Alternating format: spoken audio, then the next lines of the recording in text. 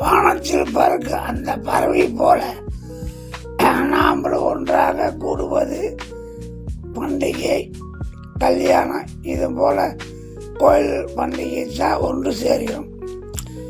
அதுக்கப்புறம் நம்ம எங்கே ஒன்று சேர்ந்தப்பறம் அவங்க அங்கே வேலைக்கு போகிறோம். இந்த ஆண்டு சிறப்பாக பவானி நானா நகர் அங்காளம்மா பரமேஸ்வரன் திருக்கோயில் ஆண்டு விழா சூப்பராக நடைபெற்றது. எல்லாரும் பங்காளிகள் ஒன்று சேர்ந்தாங்க. சந்தோஷமாக எல்லாம் ஒன்று சேர்ந்து அன்னதானம் பரிமாறினாங்க. கோயில் நல்லா சிறப்பாக பண்ணாங்க. நல்லா பூஜை இருந்தது.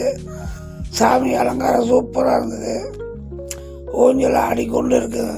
நம்ம குலதெய்வம் அழகாக இருந்தது. பார்க்க இன்னும் பார்த்து கொண்டே இருக்கலாம் போல இருந்தது. எல்லா நண்பரும் ஒன்று சேர்ந்து அப்படியே ஊஞ்சல் ஆடினாங்க பாரு. நம்ம அங்காள பரமேஸ்வரன் எந்த சாமி கடவுளுமே கிடையாது. சாமி எவ்வளோ அழகாக ஊஞ்சல் ஆடுது பார்த்தீங்களா? நம்ம எப்படி அழகாக அங்கே ஊஞ்சல் ஆடிட்டு அழகாக வராங்க பாரு. பாட்டு பாடிட்டு ஆட்டம் போட்டுக்கிட்டு. அது ஆத்தாங்கரை பக்கத்தில் இது வரைக்கும் எந்த கோயிலும் அமையவில்லை. நம்ம குலதெய்வம் மட்டுமே அமைந்தது. ஆற்றுல வர தண்ணி அதுக்கே போகுது. எந்த கோயில் வருது? அது நம்ம ராணாநகர் அங்காளம்மன் கோயில் மட்டுமே.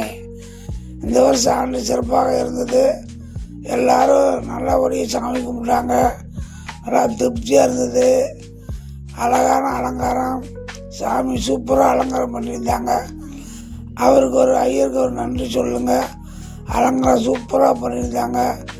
எல்லோரும் சிறப்பாக பூஜை நடந்தாங்க. அமைதி காத்து கோயில் அமைதியாக உட்காந்து எந்த ஆடம்பர வாழ்க்கையிலும் மீன் பேச்சு இல்லாமல் அழகாக சாமி கும்பிட்டாங்க.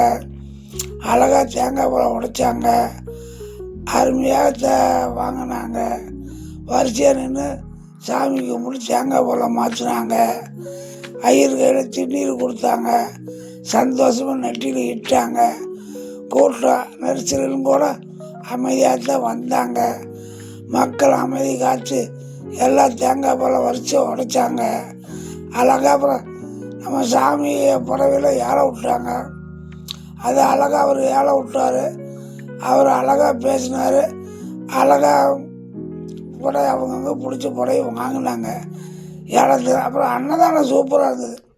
சாப்பாடு மீண்டும் கேட்டு சாப்பிட்டாங்க. சாம்பார், ரசம், குழம்பு, வடை எல்லாமே நல்லா இருந்தது. மோர் சூப்பராக இருந்தது. அதை விட சாம்பாரோட ரசம் சூப்பராக இருந்தது. நல்லா வரிசையாக உட்காந்து சாப்பிட்டு